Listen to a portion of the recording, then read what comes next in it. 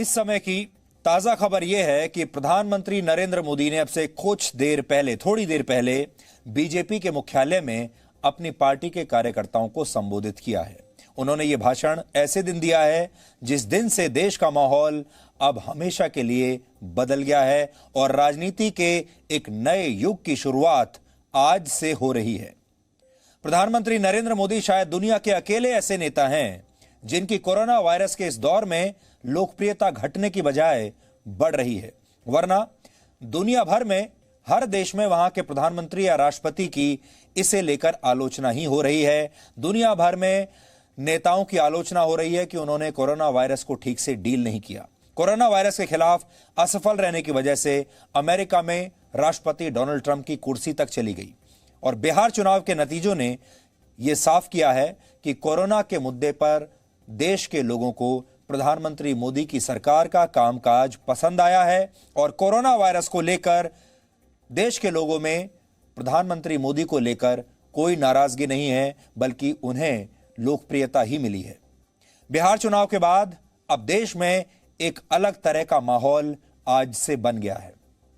आपने देखा होगा 2019 में लोकसभा चुनाव हुआ था। यह बहुत बड़ा एक अग्नि परीक्षा थी सब पार्टियों के लिए।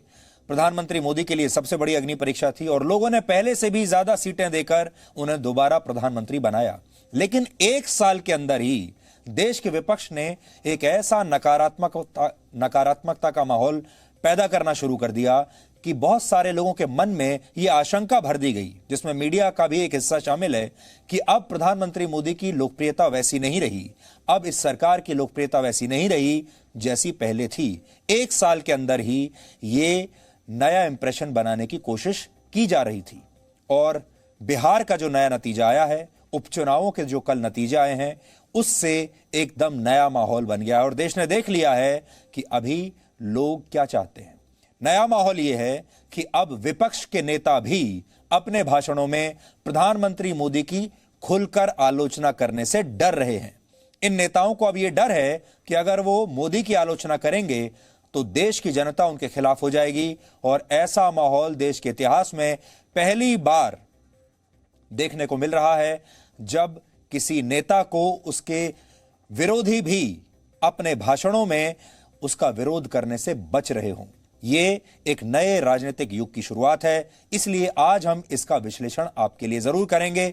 अब इस देश में एक ही ऐसा नेता है जो खुलकर प्रधानमंत्री मोदी की आलोचना करता है और उस नेता का नाम है राहुल गांधी। लेकिन हर बार वो पहले से ज्यादा आलोचना करते हैं और हर बार उनकी पार्टी की सीटें पहले से कम होती चली जाती हैं। लेकिन इस इशारे को जो जनता दे रही है वो कांग्रेस पार्टी के नेता समझने को तैयार ही नहीं है। आज इसका विश्लेषण करेंगे, लेकिन उससे पहले आप यह सुनिए कि आज शाम प्रधानमंत्री मोदी ने दिल्ली में बीजेपी के कार्यकर्ताओं को संबोधित करते हुए क्या बड़ी बड़ी बातें कही हैं। भारतीय जनता पार्टी पूर्व में जीती, मणिपुर में कमल का झंडा फहरा दिया। भाजपा को उत्तर प्रदेश, मध्य प्रदेश में विजय प्राप्त हुई और भाजपा को दक्षिण में कर्नाटका, तेलंगाना में भी सफलता मिली। भाजपा ही एकमात्र ऐसी राष्ट्रीय स्तर की पार्टी है जिसका परचम देश के नागरिकों ने ही पूरे देश में फहराया है। आप याद कीजिए, कभी हम 2 सीट पर थे, 2 और 2 कमरों से पार्टी चला करती थी। आज हिंदुस्तान के हर कोने में है।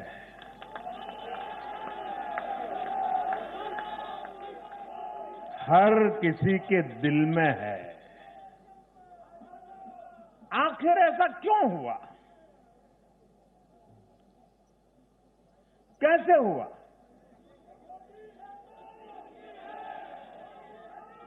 इसका उत्तर कल जो नतीजे आए हैं उसी में मिल जाता है।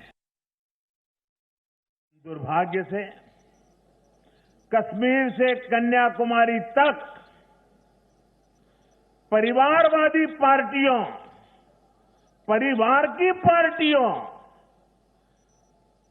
इसका जो जाल नजर आ रहा है, जरा नजर कीजिए। कश्मीर से कन्याकुमारी तक फैमिली पार्टियां,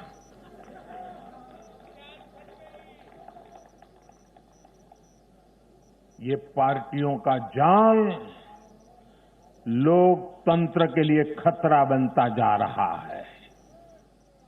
और ये बात देश का युवा भली भांति जानता है। परिवार की पार्टियां या परिवारवादी पार्टियां लोकतंत्र के लिए सबसे बड़ा खतरा है। दुर्भाग्य से देश की एक राष्ट्रीय स्तर की पार्टी अनेक दशकों तक देश में नेतृत्व करने वाली पार्टी, वो भी एक परिवार के चुंगाल में फंस गई है,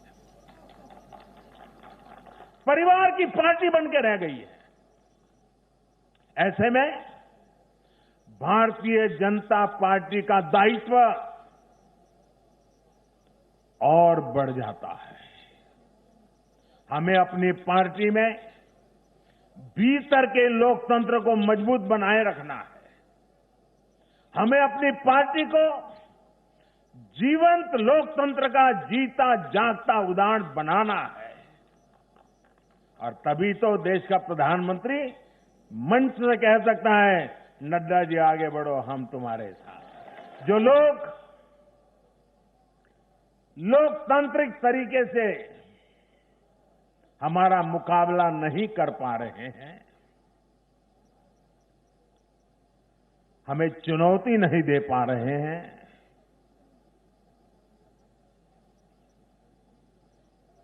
ऐसे कुछ लोगों ने रास्ता अपनाया है भारत के कार्यकर्ताओं की हत्या करने का। देश के कुछ हिस्सों में उनको लगता है कि भारतीय जनता पार्टी के कार्यकर्ताओं को मौत के घाट उतार करके वे अपने मंसूबे पूरे कर लेंगे। मैं उन सबसे आग्रहपूर्वक समझाने का प्रयास भी करता हूं। मुझे चेतावनी देने की जरूरत नहीं है, क्योंकि वो काम जनता जनार्दन करेगी।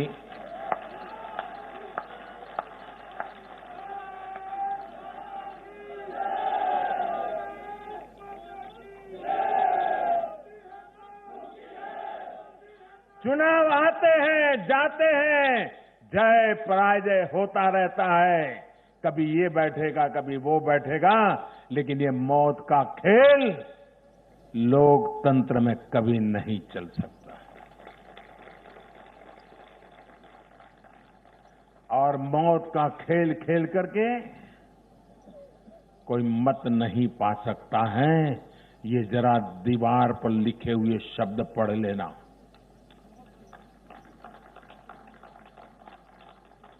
और इसलिए मेरे साथियों,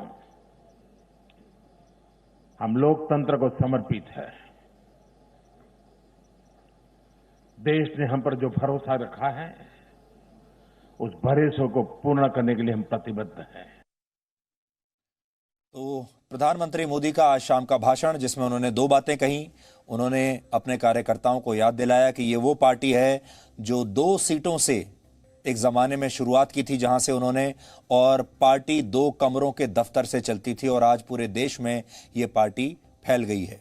दूसरी बड़ी बात उन्होंने कही है कि अब बिहार के बाद उनकी नजर बंगाल पर टिकी हुई है। और आज उन्होंने अपने भाषण में इशारों में ये कह दिया है कि अब उनकी अगली प्राथमिकता बंगाल होगी। और बंगाल में जिस तरह से बीजेपी के कार्यकर्ताओं की हत्या की जा रही है, जनता उसका बदला अपने आप ले लेगी। ये सीधा संदेश था प्रधानमंत्री मोदी का दिल्ली से मुख्यमंत्री ममता बनर्जी के लिए।